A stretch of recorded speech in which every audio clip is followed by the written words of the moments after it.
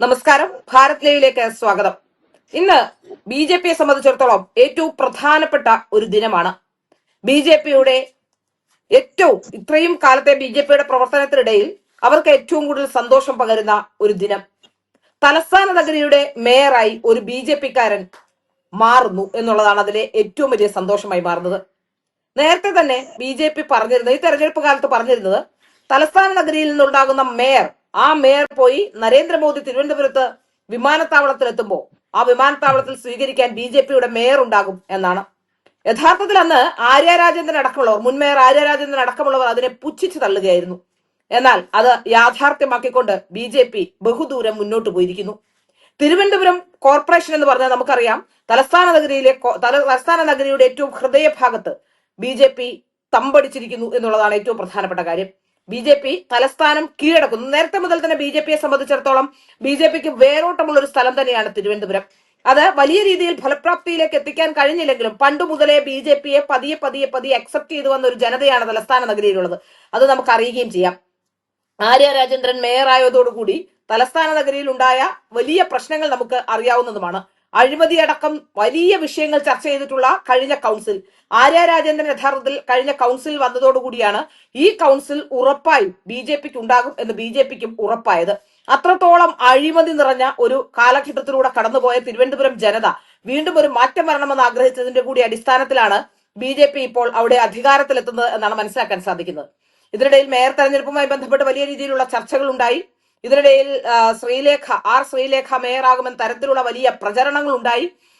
മാധ്യമങ്ങൾ അടക്കമുള്ളവർ അത് പറഞ്ഞു. പക്ഷെ ബി ജെ പിയെ പോലെ ഒരു രാഷ്ട്രീയ പ്രസ്ഥാനം ഒരു തെരഞ്ഞെടുപ്പിനെ നേരിട്ട് അതിൽ വിജയിക്കുമ്പോൾ അവർ പല ഘടകങ്ങൾ നോക്കിക്കൊണ്ട് വളരെ കൃത്യമായ ഒരു തീരുമാനത്തിലാണ് സാധാരണഗതിയിൽ എത്താറുള്ളത്.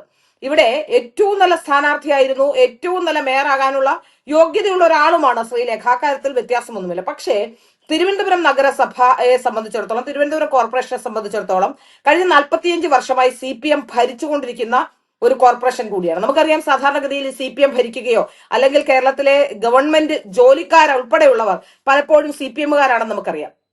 അപ്പൊ തീർച്ചയായും തിരുവനന്തപുരത്ത് ഒരു മേയർ ഉണ്ടാകുമ്പോൾ അതിനെ ഇല്ലാതാക്കാനും ആ നഗരസഭയെ ഇകഴ്ത്തി കാണിക്കാനും ആ കോർപ്പറേഷനെ ഏതെങ്കിലും രീതിയിലൊക്കെ പ്രശ്നങ്ങൾ ഉണ്ടാക്കാനുമുള്ള സാധ്യതകൾ വളരെ കൂടുതലുണ്ട് എന്ന കാര്യത്തിൽ സംശയമില്ല.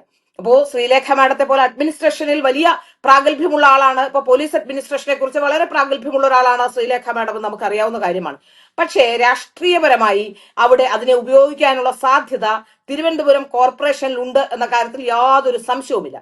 അതുകൊണ്ട് തന്നെയാണ് ഒരു പക്ഷേ ഈ തവണ, മാത്രമല്ല ഈ പ്രാവശ്യം നോക്കുമ്പോൾ ഡെപ്യൂട്ടി മേയർ വനിതയുമാണ്. അപ്പോ ആദ്യമായി കോർപ്പറേഷൻ ഭരിക്കുന്ന ഒരു രാഷ്ട്രീയ പ്രസ്ഥാനം എന്ന രീതിയിൽ അപ്പോ തീർച്ചയായും ഉണ്ടാകാൻ പോകുന്ന പ്രതിസന്ധികൾ അതിനെ മറികടക്കണമെങ്കിൽ 2 സ്ത്രീകൾക്ക് മാത്രമായി സാധിക്കില്ല. അതും നേരത്തെ രാഷ്ട്രീയ പരിചയമില്ലാത്ത ശ്രീലേഖയ്ക്കും അതുപോലെ തന്നെ ഇനിയും മറ്റൊരു ഡെപ്യൂട്ടി മേയറായി വരുന്ന ഒരു സ്ത്രീ ആണെങ്കിലും അതിന് സാധിക്കില്ല. അപ്പോൾ അതുകൊണ്ട് തന്നെയാണ് തീർച്ചയായും ഇത്തരത്തിലൊരു തീരുമാനത്തിലേക്ക് പോയത് എന്നാണ് ഞാൻ മനസ്സിലാക്കുന്നത്. കാരണം തലസ്ഥാന നഗരിയുടെ മുഴുവൻ ഭാഗങ്ങളും അറിയുന്ന, വർഷങ്ങളായി പ്രവർത്തന പരിചയമുള്ള, ABVP മുതൽ സംഘടനയോടൊപ്പം പ്രവർത്തിക്കുന്ന ആ കാലഘട്ടം മുതലുള്ള വലിയ പ്രവർത്തന പാരമ്പര്യമുള്ള ഒരാളാണ് VV രാജേഷ്. അതും തലസ്ഥാന നഗരിയെ നന്നായി അറിയുന്ന ഒരാളാണ് VV രാജേഷ്. രാഷ്ട്രീയം നന്നായി അറിയുന്ന ഒരാളാണ്. അപ്പൊ തീർച്ചയായും അതുകൊണ്ട് തന്നെയാണ് VV രാജേഷിലേക്ക് ഫോക്കസ് വന്നതെന്നാണ് ഞാൻ മനസ്സിലാക്കാൻ സാധിക്കുന്നത്. അവിടെ ഈ ശ്രീലേഖ മാഡത്തെ പലരും ചിലപ്പോൾ ഇപ്പോ മാധ്യമപ്രവർത്തകരും മറ്റുള്ളവരുമൊക്കെ അവരെ കളിയാക്കിക്കൊണ്ട് ട്രോളുകളൊക്കെ ഇറക്കുന്നത് കാണുന്നുണ്ട്. പക്ഷെ അവരെ സംബന്ധിച്ചിടത്തോളം ആലോചിച്ച് നോക്കുമ്പോൾ തീർച്ചയായും അവരെ സംബന്ധിച്ചിടത്തോളം ഇതൊരു തുടക്കമാണ്. ഒരു തുടക്കക്കാരി എന്ന രീതിയിൽ അവർ ആദ്യമേ തന്നെ നിന്ന തെരഞ്ഞെടുപ്പുകൾ, ബാക്കിയുള്ള എല്ലാവരും പല തെരഞ്ഞെടുപ്പുകളിൽ തോറ്റു വന്നാണ് ഒരുപക്ഷെ BJPയുടെ സ്ഥാനാർത്ഥികളൊക്കെ പലപ്പോഴും ജയിക്കാറ്.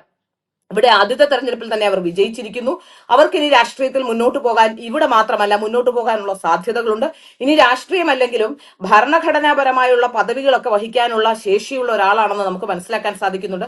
അതുകൊണ്ട് തന്നെ BJP അവരെ വെറുതെ കളയും എന്ന് നമുക്ക് ചിന്തിക്കാൻ കഴിയില്ല. ഇപ്പോ ഈ ആൾക്കാരൊക്കെ ട്രോളിയാലും വളരെ ഉയർന്ന പദവിയിലേക്ക് തന്നെ അവരെത്താനുള്ള സാധ്യതകളാണ് മുന്നിൽ കാണുന്നത്.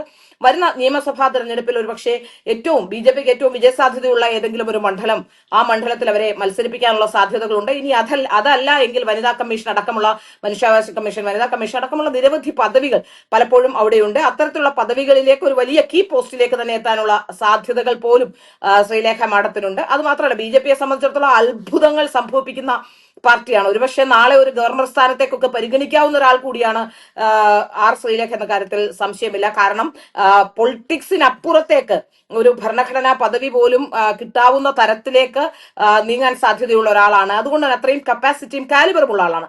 അതുകൊണ്ട് ഈ ശ്രീലേഖ മാഡത്തെ ട്രോളിക്കൊണ്ട്, അതായത് വലിയ അസ്വസ്ഥത കേരളത്തിലെ പലർക്കുമുണ്ട്. കാരണം ശ്രീലേഖ മാഡത്തെ പോലെ ഒരു അഴിമതിയില്ലാത്ത വളരെ വലിയ പ്രതിച്ഛായയുള്ള ആദ്യത്തെ IPS ഓഫീസറായ ശ്രീലേഖ മാഡം BJPയിലേക്ക് വന്നത് വലിയ അസ്വസ്ഥതയോടെ കാണുന്ന ഒരുപാട് പേരുണ്ട്.